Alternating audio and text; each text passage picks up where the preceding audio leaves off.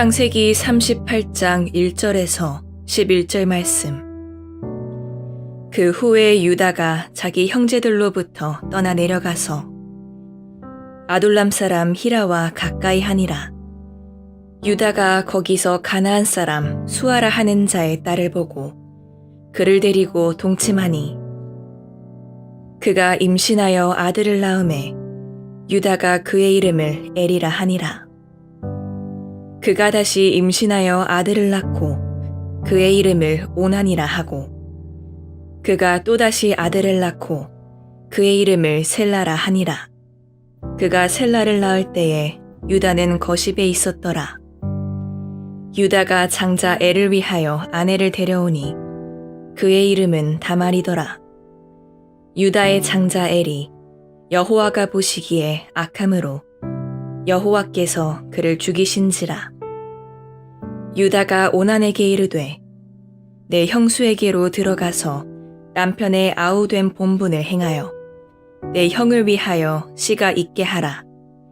오난이 그 씨가 자기 것이 되지 않을 줄 알므로 형수에게 들어갔을 때에 그의 형에게 씨를 주지 아니하려고 땅에 설정하매 그 일이 여호와가 보시기에 악함으로 여호와께서 그도 죽이시니 유다가 그의 며느리 다말에게 이르되 수절하고 내 아버지 집에 있어 내 아들 셀라가 장성하기를 기다리라 하니 셀라도 그 형들같이 죽을까 염려함이라.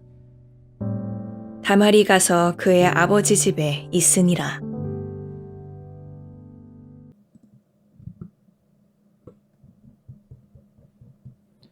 샬롬. 오늘도 하나님의 말씀으로 하루를 시작하시는 여러분들에게 하나님의 은혜와 평강이 충만하게 넘치시기를 간절히 축복합니다. 2025년 4월 24일 목요일 우리 창세기 38장 1절에서 11절 말씀을 가지고 제 가운데서도 역사하시는 하나님이라는 제목을 함께 말씀 나누도록 하겠습니다. 성경을 읽다 보면 뭔가 문맥에도 맞지 않고 좀 생뚱맞게 진행되어져 가는 그런 부분이 있는데 오늘 창세기 38장이 그렇습니다. 37장에서 요셉 이야기가 막 나오면서 요셉 이야기가 그냥 계속해서 진행되면 될 것 같은데 갑자기 38장에 이 유다의 개인적인 이야기가 등장하거든요. 그래서 이 이야기는 매우 인간적이고 동시에 매우 불편합니다. 요셉처럼 어떤 그 믿음의 본을 보이는 자의 이야기가 아니라 오히려 도망치고 무너지고 자기 죄를 감추려는 이 유다의 인간적인 악행과 그런 개인적인 모습이 기록되거든요. 그래서 굳이 왜 이런 거를 성경 말씀에 자세히 기록했을까? 그래서 우리는 오늘 말씀을 특히나 더 크게 눈을 뜨고 또 한번 깊이 묵상을 해 봐야 되는데요. 유다의 이야기는 실패와 타락 그리고 책임 회피 이런 식으로 점철되어져 있습니다. 하지만 동시에 그 실패의 밑바닥 가운데서도 죄 한가운데서도 일하시는 하나님에 대한 모습을 우리가 발견할 수 있기 때문에 우리가 깊이 묵상하는 이 아침 되기를 축복합니다. 오늘 본 말씀 통해서 우리가 첫 번째로 기억해야 될 것은 가나안으로 나아간 유다의 모습입니다. 1절 말씀이죠. 우리 한번 같이 읽겠습니다. 그 후에 유다가 자기 형제들로부터 떠나 내려가서 아둘람 사람 히라와 가까이 하니라. 유다는 형제들과 떨어져서 가나안 사람들 속으로 내려갑니다. 이거부터가 잘못됐죠. 이방 민족과 함께하지 말라고 하는 그 하나님의 말씀을 어기는 것이기 때문에 요셉을 팔고 난 뒤의 선택이었는데 어쩌면 뭐 어떤 이유로 떠나는지 모르죠. 동생을 팔게 된 거에 대한 것 때문에 그런 건지 아니면 뭐 자신의 어떤 또 죄악이 있었던지 개인적인 이유가 있었던지 성경은 거기까지 기록하고 있지는 않습니다.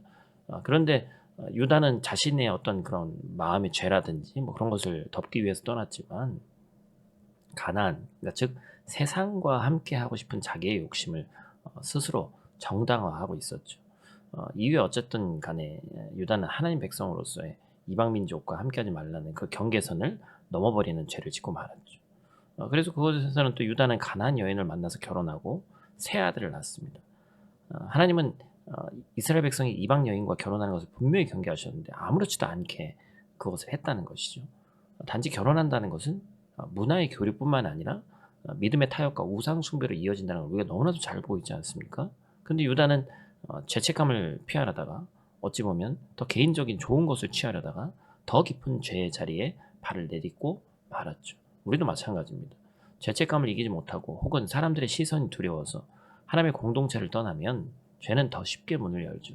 하나님을 떠난 회피는 회복이 아니라 더욱 큰 고통의 시작이다라는 것을 우리는 반드시 기억해야 됩니다. 두 번째로 기억해야 될 것은 이 유다의 악함이 자녀들에게까지 이어졌다라는 것입니다. 유다는 아들 엘을 위해서 다말이라는 여인을 아내로 주었어요. 성경학자들은 이 과정이 아마 조혼이다 그렇게 얘기합니다. 이 지역의 성관념이 너무나도 문란했기 때문에 자녀들을 성적인 위협으로부터 안전하게 하려고 일찍 결혼하게 했다는 거예요. 그런데 아버지의 노력과 상관없이 엘이 하나님 보시기에 악해서 죽임을 당합니다. 성경은 그가 어떤 악을 저질렀는지 말하지만 하나님께서 직접 생명을 거두실 정도의 악함이었어요. 다음으로 둘째 아들 오난이 형의 아내와 동침하지만 자녀를 낳지 않으려고 자신의 씨를 땅에 흘립니다. 형의 이름을 잇는 이 책임을 져야 되지만 그는 자신의 유산만을 생각하고 이기적으로 행동했어요. 성경은 또 이것에 대해서 구체적으로 기록하지 않습니다. 형사 취수제라고 그러죠. 형이 죽으면 그 동생이 그 형수를 취하는 건데 하나님께서는 한 가정의 이름이 끊어지지 않고 이어져서 하나님의 복, 아브라함의 복, 이삭의 복, 이스라엘의 복을 받아 누리게 하는 목적으로 이와 같은 법을 마련해 주셨는데 장차 유다의 계보를 통해서 오시게 될 예수 그리스도를 생각하면 영원히 남을 이 계보였다는 점에서 이 둘째 아들 오난이 얼마나 큰 잘못을 저지른 것인지 하나님의 계획을 정면으로 도전한 것이 우리가 알 수 있죠. 그래서 결국에 오난도 죽임을 당합니다. 이 두 사건을 통해서 우리는 이 유다의 가정에 흐르고 있는 영적 무관심과 이기심을 보게 되죠. 하나님 보시기에 악을 저질러 죽은 두 형제는 하나님의 말씀과 전혀 무관한 삶을 살았던 것이었죠. 성적인 타락에 익숙한 세상을 살아가고 하나님의 법이 아닌 자기 소견에 옳은 대로 살아가는 사람이었기 때문에 죽임을 당했다는 것입니다. 아무리 경건의 모양으로 유다가 자신의 삶을 포장하고 싶은 마음이 있어도 부모의 신앙이 자녀에게 큰 영향을 줍니다. 우리가 단적으로 이렇게 얘기할 수는 없지만 가나안 여인의 손에서 키워진 아이들에게 과연 신앙의 이 전수가 제대로 됐을까? 그렇지 않았다는 것이죠. 유다는 죄의 회개보다는 관계와 책임을 회피하며 살고 있었고 그의 자녀들은 그 모습 그대로 닮아갔죠. 오늘 이 말씀 앞에 우리 가정과 자녀들을 우리가 다시 한번 돌아봤으면 좋겠어요. 우리가 주님 앞에 바로 서는 것이 얼마나 중요한지를 깨닫기를 축복합니다. 마지막 세 번째로 우리가 기억해야 될 것은 다말에게도 악행을 저지른 유다의 모습입니다. 유다는 이제 세 아들이 있었는데 두 아들이 죽었습니다. 이제 셋째 아들 셀라만 남은 거예요. 근데 너무 어렸죠. 그러면서 다말을 친정으로 보냅니다. 그런데 이 11절 말씀 보니까 유다의 속마음을 이렇게 기록하죠. 한번 같이 읽겠습니다. 유다가 그의 며느리 다말에게 이르되 수절하고 내 아버지 집에 있어 내 아들 셀라가 장성하기를 기다리라 하니 셀라도 그 형들 같이 죽을까 염려함이라. 다말이 가서 그의 아버지 집에 있으니라. 유다가 다말에게 직접적으로 말하진 않았지만 셋째 아들을 주지 않으려 했고 다말을 책임지지 않아서 회피했던 것이죠. 마치 이 다말이 저주받은 여인이기 때문에 자신의 아들들이 죽었다라고 생각한 것 같습니다. 이 아버지 유다 또한 이 셀라가 자라기까지 기다리는 변명 뒤에 숨어서 은근히 다말을 내치려고 친정으로 보낸 것이죠. 뭐 지금도 마찬가지지만 구약 시대 때는 이 여인은 너무나도 연약한 존재이기 때문에 끝까지 책임져야 되는데 이 유다의 가장 어두운 모습을 보게 되는 것입니다. 자신의 죄는 보지 않고 모든 원인을 다말에게 전가합니다. 죄를 직면하지 않으면 언제나 그 죄는 다른 사람에게 책임을 넘기게 되어 있습니다. 그리고 그 안에서는 무죄한 사람이 희생당하게 되어 있는 것이죠. 이 장면은 오늘날 우리 안에도 일어나는 일입니다. 회개 대신 정당화를 하고 책임 대신 전가를 하고 또 유다는 그렇게 살아왔고 다말은 그 억울한 죄를 뒤집어쓰고 침묵해야 했습니다. 우리는 우리의 죄를 누구에게 책임을 떠넘기고 있습니까? 오늘 하나님 앞에서 우리의 내면을 돌아보는 큰 은혜가 있기를 원합니다. 말씀을 정리합니다. 이제 말씀을 마무리하면서 유다의 이야기를 다시 한번 되새겨보기를 원하는데요. 이 이야기는 결코 아름답지도 본받고 싶지도 굳이 성경에 기록되어야 했나 라고 생각할 정도의 그런 말씀이었습니다. 하지만 하나님은 이 불편하고 어두운 이 죄 가운데 있는 이야기 속에서 은혜의 씨앗을 남기셨죠. 훗날 유다는 다말과의 사건을 통해서 진심으로 회개하게 됩니다. 그리고 그 다말을 통해 태어난 아들 베레스가 예수 그리스도의 족보에 오르게 되죠. 어찌 보면 우리의 상식과는 어긋나는 것 같아요. 그죠? 성공한 자, 거룩한 자, 그것이 예수 그리스도의 거룩한 피를 잇는 그 계보에 있어야 될 것 같은데 인간은 그렇지 않죠. 결국에 하나님은 유다의 죄 또한 유다의 실패까지도 구원의 도구로 사용하셨습니다. 이것이 바로 은혜인 거예요. 하나님은 오늘도 어찌 보면 실패한 자를 찾으십니다.